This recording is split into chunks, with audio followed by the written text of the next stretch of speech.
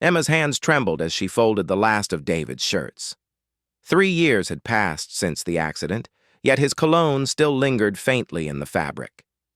She pressed the cotton against her face, breathing in what remained of him before placing it carefully in the donation box. The grief counselor had been right. It was time to let go of the physical reminders, even though her heart wasn't ready. The small apartment felt suffocating that Tuesday morning. Rain streaked the windows, matching the tears that had become her constant companion. At 32, Emma never imagined she would be planning a life without David. They had married young, full of dreams about growing old together, traveling the world, raising children who would have his kind eyes and her stubborn spirit. Cancer had stolen all of those possibilities in 18 brutal months. She moved through her morning routine like a ghost. Coffee for one. Toast cut into triangles because that's how David used to make it, though she could never bring herself to eat more than a few bites. The local news droned in the background, but she wasn't really listening until a familiar name caught her attention. Local contractor Michael Torres has been volunteering his services to help rebuild homes damaged in last month's storm, the reporter announced. Torres Construction has donated over 200 hours of free labor to families in need. Emma looked up at the television screen. There he was, Michael Torres, the man who had renovated their kitchen 2 years before David's diagnosis. She remembered him as quiet but thorough, someone who took pride in his work and treated their home with respect. David had liked him immediately, which was rare. Her husband had been particular about the people they allowed into their space. The irony wasn't lost on her that Michael was helping rebuild what storms had broken, while she sat surrounded by the wreckage of her own life, unable to pick up the pieces. The roof in her bedroom had started leaking the week before, and the property management company had been giving her the runaround about repairs. As a widow living on David's life insurance and her part-time income from the bookstore, she couldn't afford to hire someone herself. She found Michael's business card in the kitchen junk drawer, underneath takeout menus and old receipts. Her finger traced his name printed in simple black letters. David had kept the card. She remembered, because he had talked about having Michael build them a deck the following spring. That spring never came. It took her 3 attempts to dial his number. Twice she hung up before it could ring, her anxiety overwhelming her ability to form words. On the 3rd try, she forced herself to stay on the line. Torres Construction, this is Michael. His voice was exactly as she remembered, steady and warm. Hi, this is Emma Sullivan. You did work on my kitchen about 4 years ago. My husband David and I... Mrs. Sullivan, yes, I remember. How are you doing? There was genuine concern in his voice, and she wondered if he had heard about David's passing. Small towns had a way of circulating news, especially sad news. I'm managing. I was calling because I have a leak in my bedroom ceiling, and I saw on the news that you've been helping people with storm damage. I know this isn't storm-related, but I thought maybe you could recommend someone who might work with me on payment arrangements. The line was quiet for a moment. I can come take a look if you'd like. No charge for the estimate. Would this afternoon work? Emma felt something shift in her chest. Not quite hope, but perhaps the possibility of hope. Are you sure? I don't want to take advantage of your kindness. Mrs. Sullivan, your husband was a good man. He talked about you the whole time I was working on that kitchen. Let me help. After they hung up, Emma found herself moving with purpose for the first time in months. She showered and changed out of the oversized sweatshirt that had become her uniform. She chose a simple blue dress that David had always said brought out her eyes. Not because she was trying to impress Michael, she told herself, but because she wanted to feel human again. When Michael arrived at 3 o'clock, he looked older than she remembered. Gray had threaded through his dark hair, and lines around his eyes suggested he had seen his share of difficult days. He was wearing work boots and carried a toolbox that had clearly seen years of use. "Thank you for coming," she said, leading him through the living room. She was acutely aware of how the space looked, too neat, like a museum exhibit of a life that had stopped moving forward. In the bedroom, Michael examined the water stain spreading across the ceiling. He climbed onto a stepladder and ran his hands along the edges, his movements careful and methodical. "It's coming from the roof, probably a few loose shingles that shifted during that windstorm last month. The good news is it's fixable. The better news is it won't cost you what you think it will." "What do you mean?" He climbed down and faced her directly. "I mean, I have leftover materials from another job, and I have a Saturday free. If you can cover the cost of a few supplies from the hardware store, maybe $60, I can take care of this." Emma stared at him, unsure whether to feel grateful or embarrassed. "Michael, I can't let you work for practically nothing. That's not fair to you." "My wife died 2 years ago," he said quietly. "Breast cancer. I know what it's like to feel like the world is moving on while you're stuck in place. Sometimes people need help getting unstuck." The words hit her like a physical blow. She had been so consumed with her own grief that she hadn't considered that others might be walking similar paths. "I'm so sorry. I didn't know. Her name was Sarah. We were married for 15 years. Michael set his toolbox down and looked around the room. "She would have liked your husband. He had that same way of making people feel comfortable." Emma sat on the edge of the bed, suddenly exhausted. "Some days I feel like I'm drowning in his absence. Other days I feel guilty for having moments where I don't think about him. I don't know which is worse." "Both are normal," Michael said. "At least, that's what people keep telling me." For the first time in months, Emma almost smiled. "Do you believe them?" "I'm starting to. Slowly." They talked for another hour, sharing stories about their spouses, their grief, the strange territory of widowhood that no one prepares you for. Michael told her about Sarah's love of gardening and how he hadn't been able to bring himself to plant anything since she died. Emma told him about David's terrible singing voice and how she missed being woken up by his off-key shower concerts. "He used to make up songs about whatever he was doing," she said. "Brushing teeth, making coffee, looking for his keys. Completely ridiculous lyrics, but he was so proud of them." "Sarah left me voice messages," Michael admitted. "Dozens of them. I saved them all. Sometimes I play them when the house gets too quiet." When he left that evening, they had made plans for him to return Saturday morning to fix the roof. But Emma sensed that something deeper had been repaired in those few hours. A crack in the wall she had built around herself, a small opening that let in the possibility that she might not always feel so alone. Friday night, she dreamed of David for the first time in weeks. Not the skeletal, exhausted David from his final days, but the David who used to dance with her in their kitchen while dinner burned on the stove. In the dream, he was smiling and telling her something important, but she couldn't quite hear his words. When she woke, she felt like she was forgetting something crucial. Saturday morning arrived gray and cloudy, but without rain. Michael appeared at 9 o'clock sharp, carrying a ladder and a bag of supplies. Emma had made coffee and bought donuts from the bakery downtown, small gestures that felt monumental after months of isolation. "You didn't have to do all this," Michael said, but she could tell he was pleased. "I wanted to feel useful," she admitted. They worked together throughout the morning, Michael on the roof and Emma handing him tools and supplies. The physical activity felt good, purposeful. She found herself laughing when Michael cursed at a stubborn shingle, the sound surprising them both. "I haven't laughed in a long time," she said during their lunch break. "Laughter feels like betrayal at first," Michael replied. "Like you're forgetting them." "Yes, exactly. How do you balance remembering them with trying to live?" "I don't know yet. I think maybe the balance comes slowly." As they cleaned up from the repair work, Emma noticed that Michael moved with visible fatigue. "Are you okay?" Just tired. I've been working a lot of extra hours lately. Staying busy helps.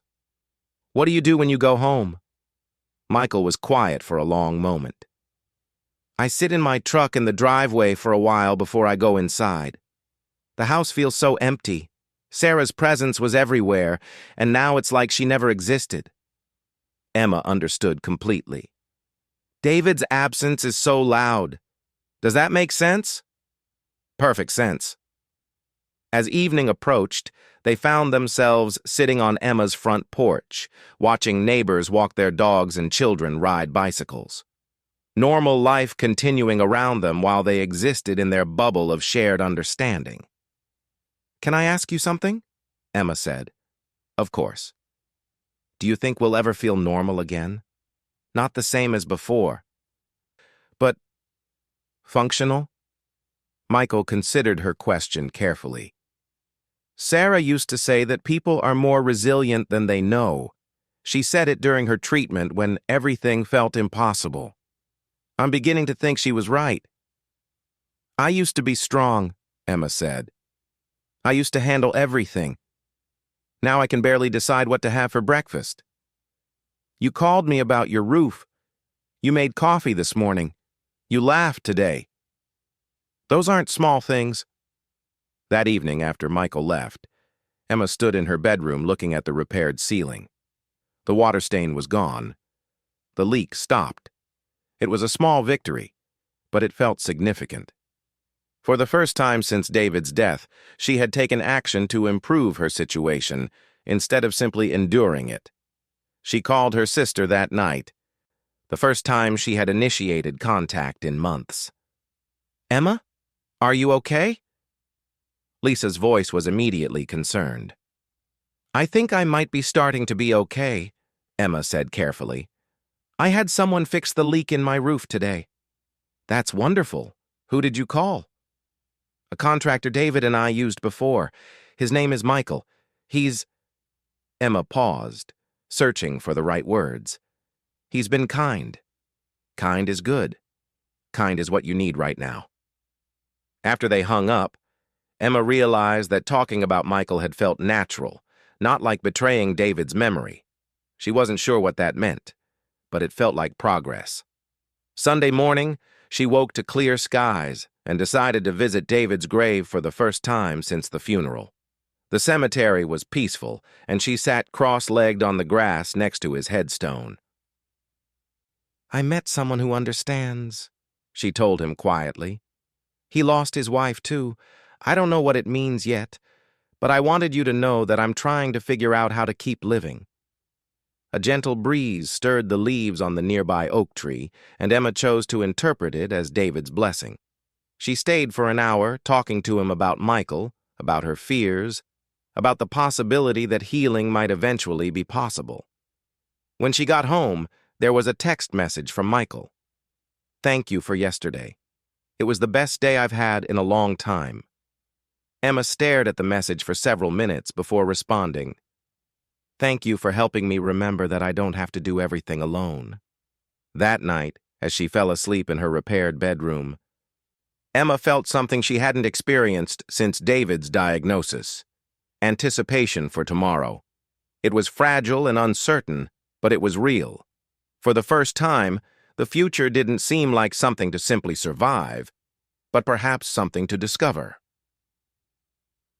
2 weeks after the roof repair, Michael called Emma with an unexpected proposal.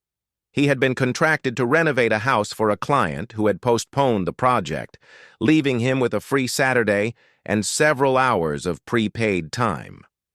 I was thinking about what you said, about David wanting to build a deck, he said.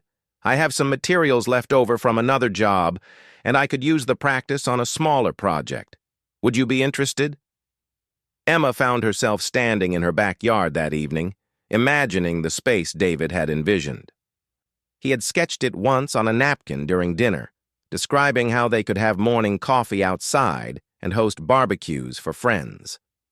The yard had remained untouched since his death, weeds overtaking what had once been Sarah's carefully tended flower beds. I think I'd like that, she told Michael.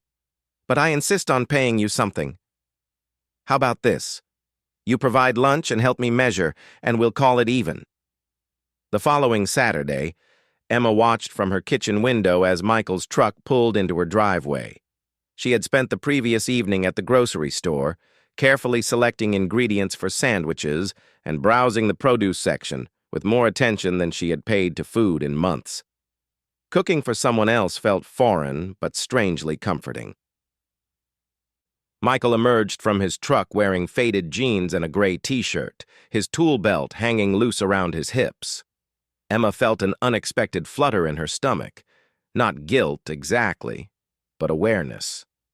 She was noticing a man as a man for the first time since David's death, and the realization left her feeling disoriented. "Morning," he called out, unloading lumber from the truck bed. "Perfect weather for building something."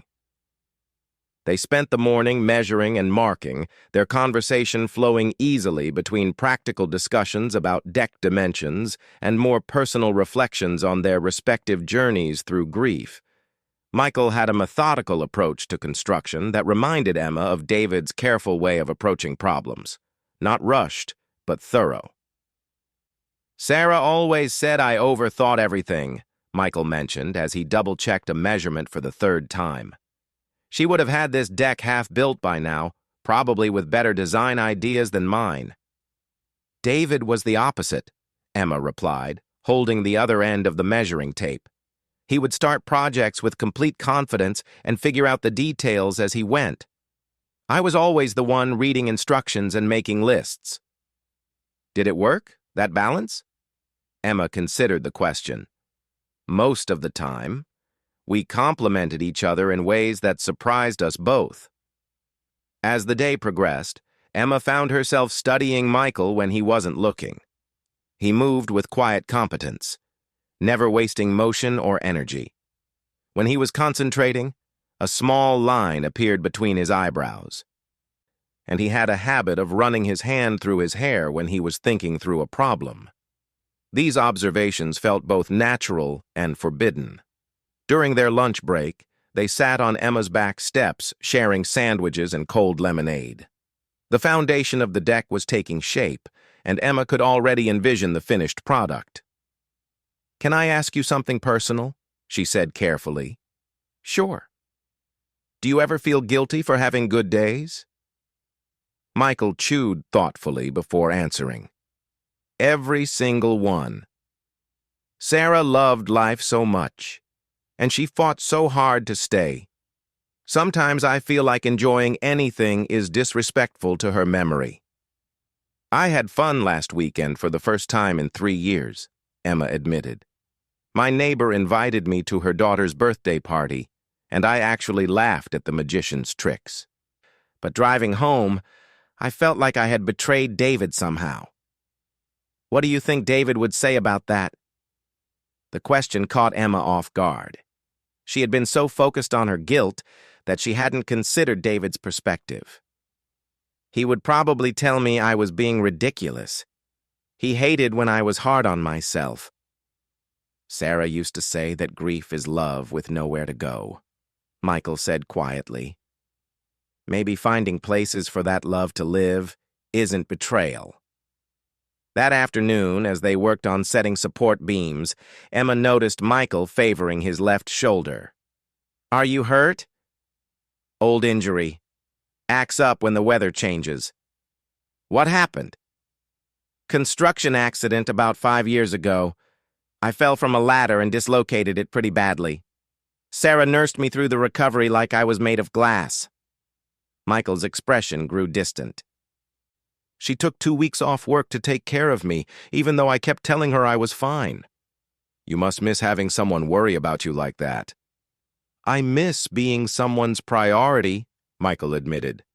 "Not in a selfish way, just knowing that your well-being matters deeply to another person."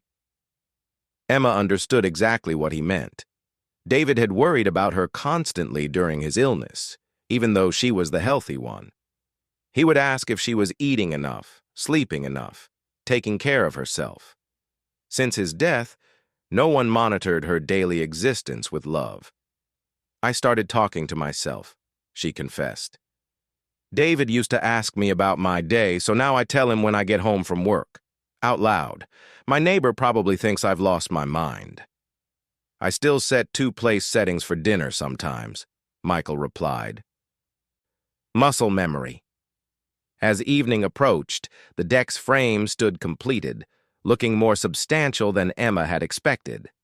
Michael gathered his tools while she cleaned up the leftover materials, both of them moving slowly as if reluctant to end the day. Next Saturday I can start on the decking boards, Michael said, loading his truck. Should be able to finish it in one more session. Michael, wait. Emma approached his truck, suddenly needing to say something but unsure what. Thank you for all of this. I know you have your own life, your own things to work through. This helps me too, he said simply. Having a project, a reason to get up on Saturday morning. Purpose.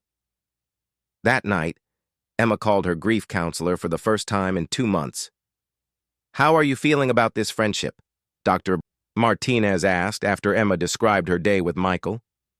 Confused, guilty, but also alive in a way I haven't felt since David got sick. Confusion and guilt are normal when we start connecting with people again. The question is whether this connection feels healthy for where you are in your healing process. Emma considered this carefully. It feels like the first healthy thing I've done in a long time.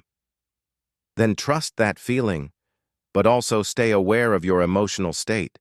Grief can make us vulnerable to both isolation and attachment that isn't based in reality. Tuesday evening, Michael called to ask if Emma would like to have dinner with him before their Saturday work session. There's a new Italian restaurant downtown that everyone's talking about. If you're not ready for that, I understand completely.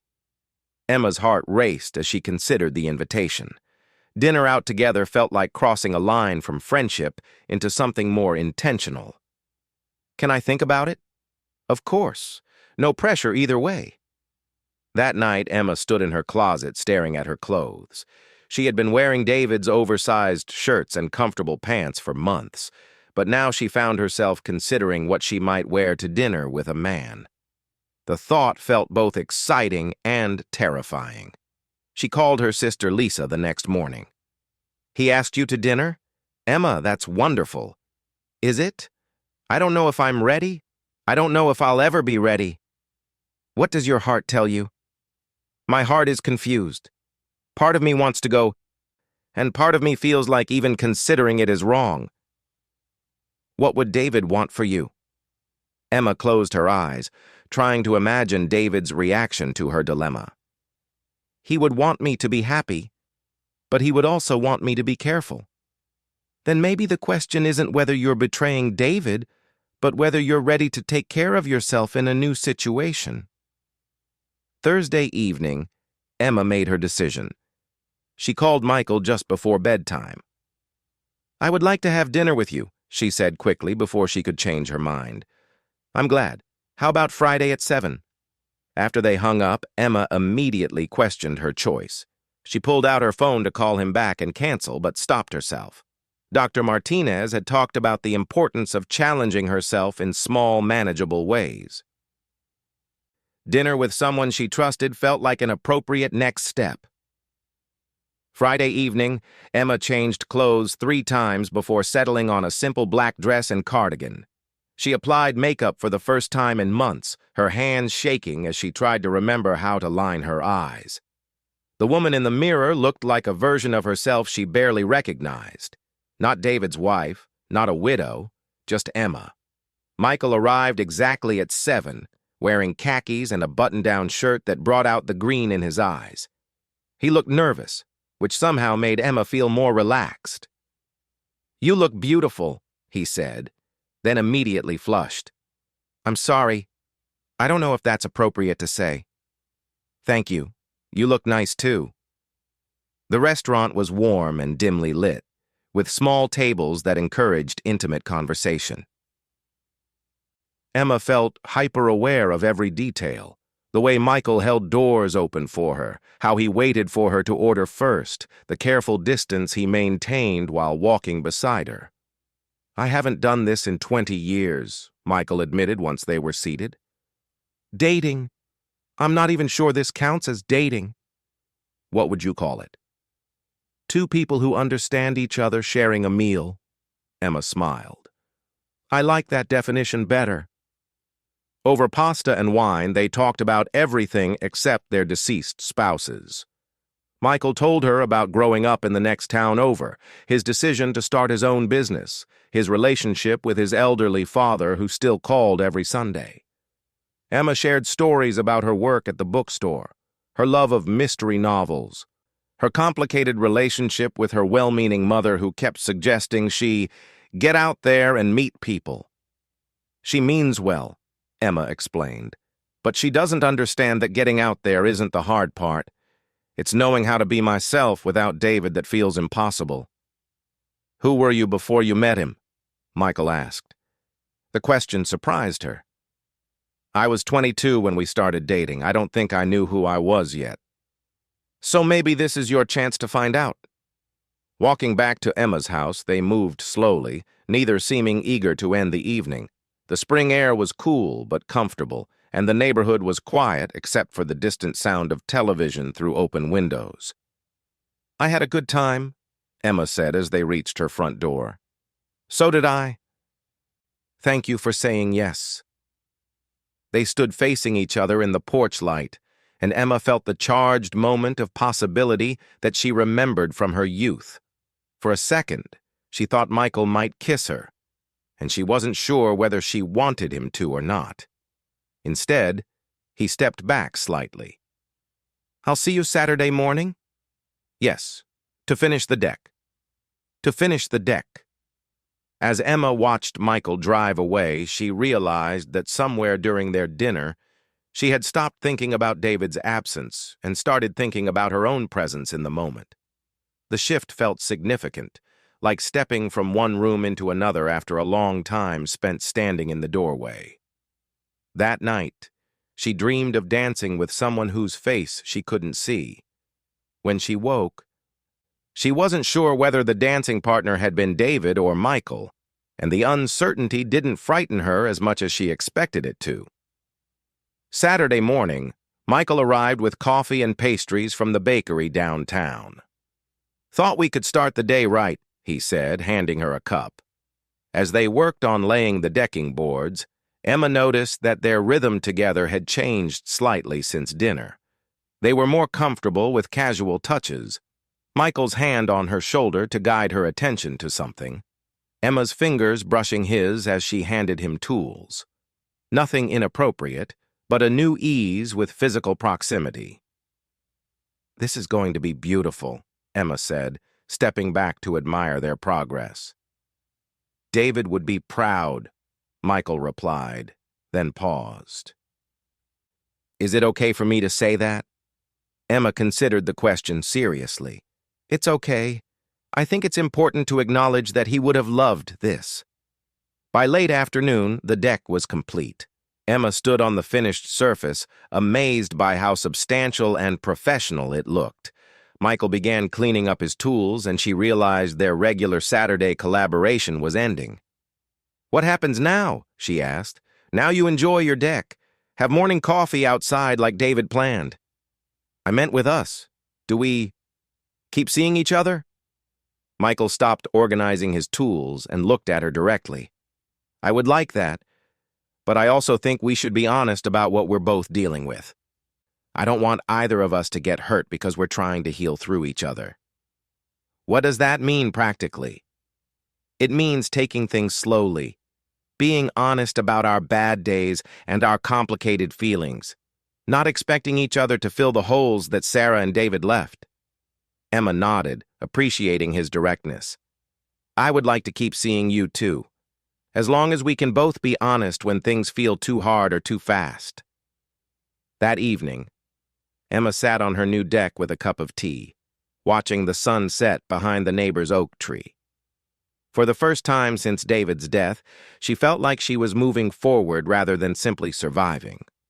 The deck felt like a bridge between her old life and whatever came next.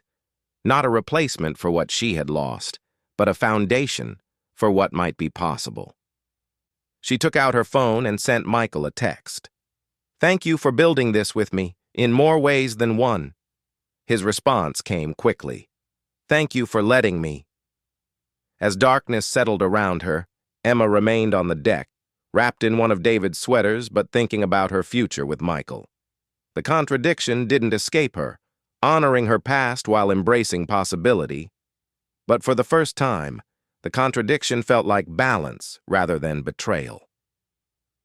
3 months had passed since the completion of Emma's deck, and the space had become the center of her slowly rebuilding life. She and Michael met there every Sunday morning for coffee, talking through their weeks and sharing the small victories and setbacks that marked their respective journeys through grief. What had started as friendship had deepened into something neither of them had expected to find again. Michael had become a constant in Emma's life without overwhelming it. He never pushed for more than she was ready to give, and she appreciated his intuitive understanding of her complicated emotions. Some days she felt guilty for how much she looked forward to seeing him. Other days she felt guilty for the moments when grief still consumed her despite his presence in her life. On a Tuesday evening in late September, Emma's carefully constructed equilibrium shattered. She had been feeling particularly strong that week. She had reorganized David's home office, donating his books to the library and keeping only a few meaningful items.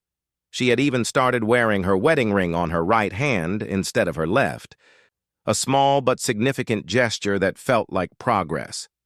The phone call came just as she was preparing dinner. Her mother's voice was tight with worry. "Emma, honey, I need to tell you something.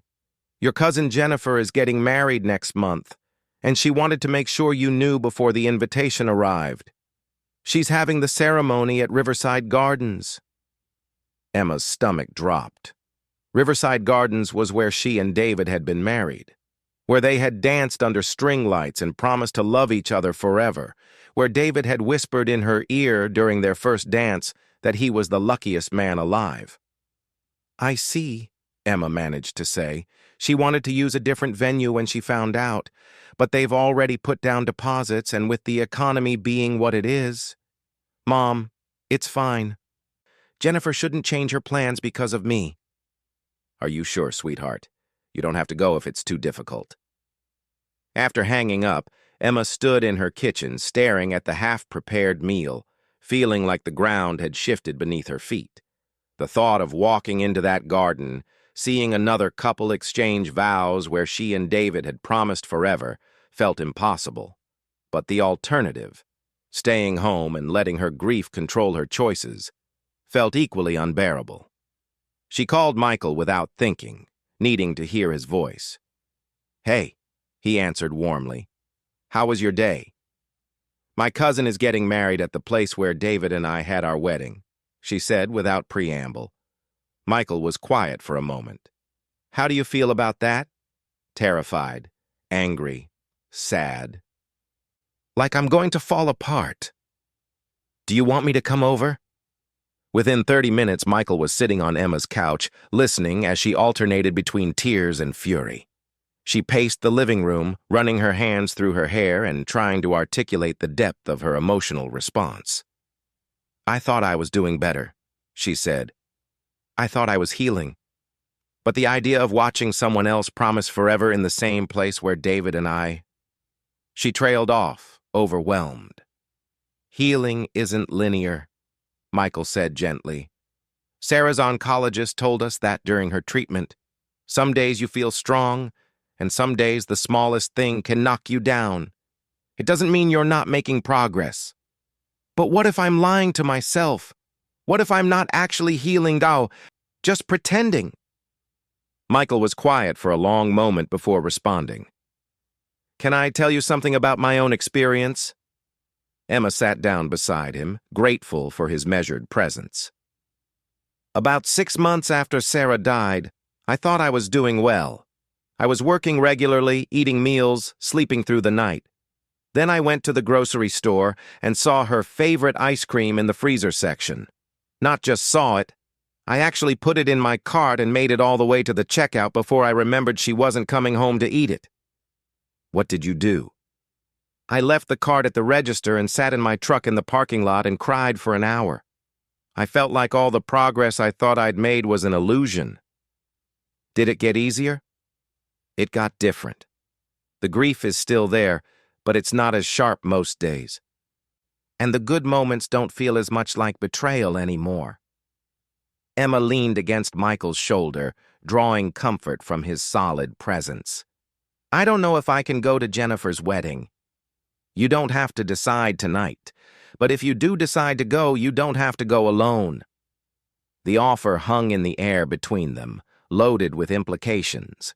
Taking Michael to a family wedding would be introducing him as more than just a friend.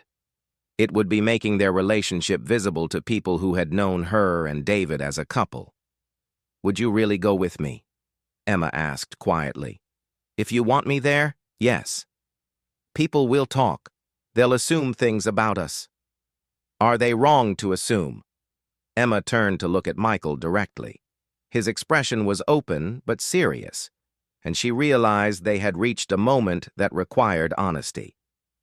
"I don't know what we are," she admitted. "I care about you, a lot, but I'm also still married to a dead man in ways I don't know how to explain." "I know. I feel the same way about Sarah sometimes. But Emma, we're both still alive. That has to count for something." That night, after Michael left, Emma lay awake staring at the ceiling. She had grown accustomed to the weight of her grief, but now she felt the additional weight of possibility. For the first time since David's death, she was considering a future that included romantic love with someone else. The thought felt both thrilling and terrifying. Over the next week, Emma wrestled with her decision about the wedding. She discussed it with Dr. Martinez, who encouraged her to view it as an opportunity rather than a threat. "What would facing this fear represent for you?" the counselor asked. "I guess it would mean that I'm stronger than I thought, that David's death doesn't have to control every aspect of my life forever." "And what would it mean to go with Michael?" "It would mean I'm ready to let people see that I'm trying to build something new without erasing what I had before." Friday evening, Emma called Michael. "I've decided to go to the wedding, and I would like you to come with me, if you're still willing." "I'm willing. Are you sure you're ready for what people might say or think?" "No, but I'm ready to find out." The morning of the wedding, Emma stood in front of her bedroom mirror wearing a navy blue dress that David had never seen. She had bought it specifically for this occasion, wanting something that belonged entirely to her current life rather than her past. Her hands shook as she applied lipstick, and she had to sit down for a moment to calm her racing heart. Michael arrived wearing a gray suit that made him look more handsome than she had ever noticed. "You look beautiful," he said, then caught himself. "Is it okay for me to say that today?" "It's okay. Thank you." The drive to Riverside Gardens passed in relative silence, both of them lost in their own thoughts. Emma watched familiar landmarks pass by and felt like she was traveling backward through time. Every turn brought her closer to a place that held some of her most precious and painful memories. When they pulled into the parking lot, Emma's breathing became shallow. "Michael, I don't think I can do this." "Look at me," he said gently, turning in his seat to face her. "We can leave right now if you want, or we can sit here for a few more minutes, or we can go in together. Whatever you need." Emma closed her eyes and tried to imagine David's voice. What would he tell her to do? The answer came clearly. He would want her to be brave, but not recklessly so. He would want her to take care of herself. "I want to try," she said. "But if I need to leave..." Then we leave, no questions asked. Walking through the garden gates, Emma was immediately transported back to her own wedding day. The layout was exactly the same. White chairs arranged in rows, an arbor draped with flowers, string lights beginning to twinkle as evening approached. For a moment, she could almost see herself and David standing at the altar, young and convinced of their forever. Michael took her hand, anchoring her in the present moment. "You're okay," he murmured. "I'm right here." Emma's family was scattered throughout the seating area, and she could feel their curious glances as she and Michael found seats toward the back. Her mother caught her eye and smiled, giving a small wave of approval that made Emma's chest tight with gratitude. As the ceremony began, Emma found herself alternately remembering her own wedding and observing Jennifer's happiness. The bride was radiant, completely absorbed in her groom, and Emma felt a complex mix of emotions: joy for her cousin, grief for her own lost future with David, and something else she couldn't quite name. During the exchange of vows, Emma began to cry. Not the desperate, gasping sobs of early grief, but quiet tears that felt like a release. Michael squeezed her hand, and she realized that she was grieving not just David's death, but the innocence they had both possessed on their wedding day, the belief that love could protect them from loss. "Are you okay?" Michael whispered during the recessional. "I think so. It's hard, but not in the way I expected." The reception was held in the same pavilion where Emma had danced with David, and as guests moved from the ceremony to the celebration, Emma felt her composure beginning to fracture. The familiar space, the music, the sight of couples dancing, it all combined to create an overwhelming sense of displacement. She and Michael found their assigned table and attempted to make conversation with the other guests, but Emma felt like she was watching everything from a great distance. When the band began playing slow songs, couples moved onto the dance floor, and Emma excused herself to the restroom. Standing in front of the bathroom mirror, Emma tried to steady her breathing. She looked pale and shaky, and she wondered if coming to the wedding had been a mistake. Through the window, she could see the dance floor where she had once swayed with David, believing they would grow old together. When she returned to the table, Michael took one look at her face and stood up. "Do you want to get some air?" They walked out to the garden area where the ceremony had taken place. The chairs had been cleared away, and the space felt peaceful in the growing darkness. Emma sat on a stone bench, and Michael settled beside her. "I keep seeing David everywhere," she admitted. "Not literally, but the memory of him, of us. It's like he's haunting this place." "Maybe that's not entirely bad," Michael said carefully. "Maybe it means he's still part of you in ways that matter."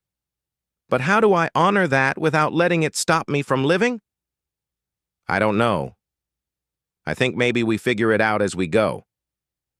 Emma turned to face Michael fully, studying his kind face in the dim light. "Can I ask you something?" "Anything."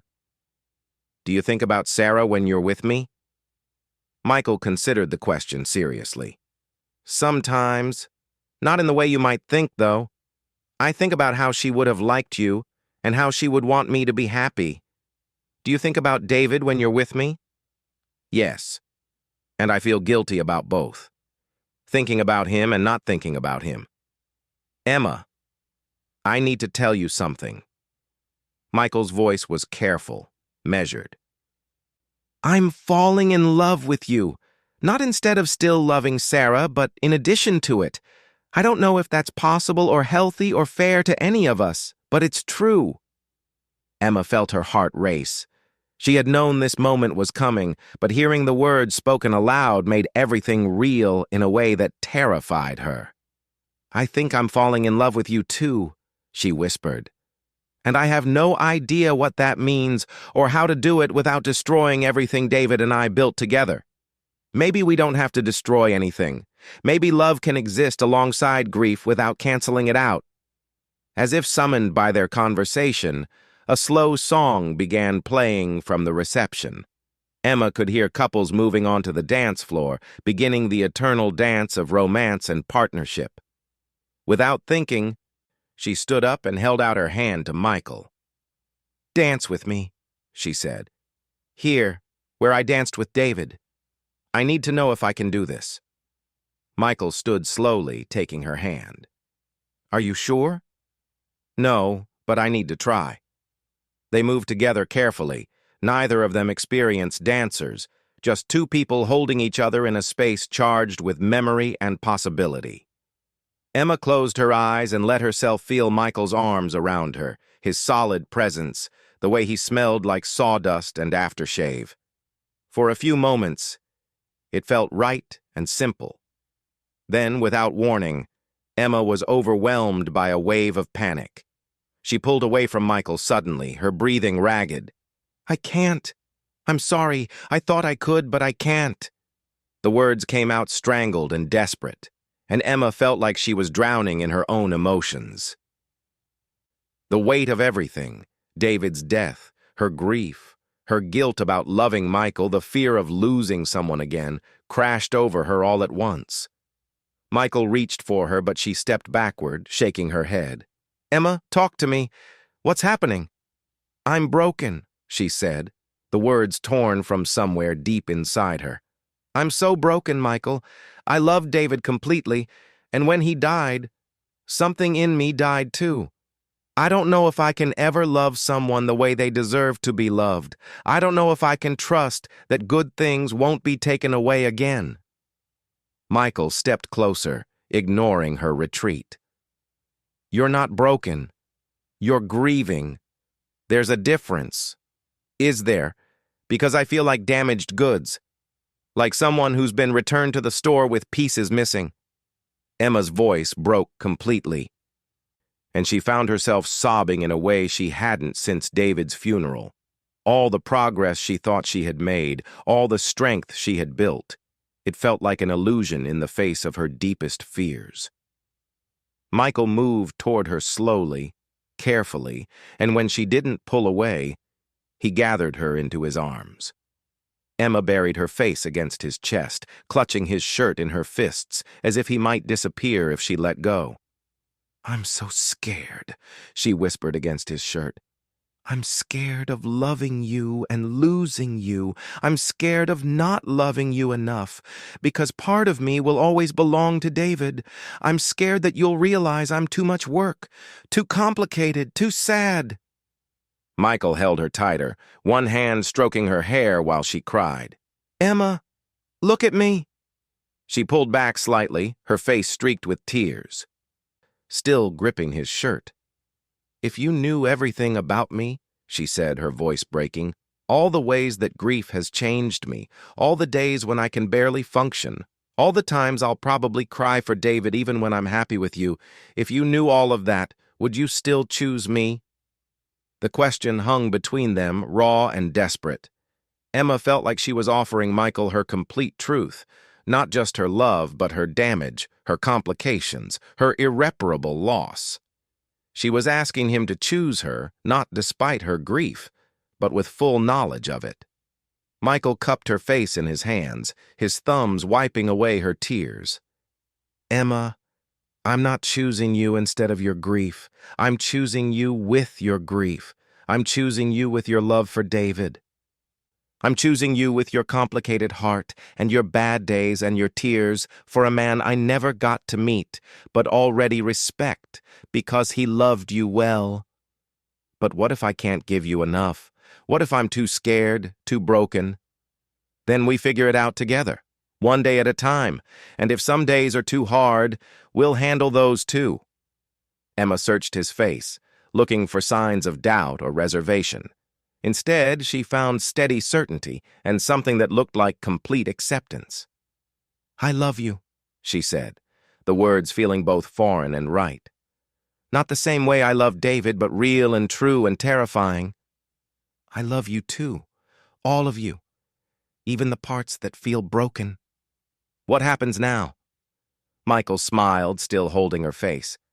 "Now we go home, and tomorrow we figure out the next day. And maybe someday we'll dance again without it feeling like betrayal.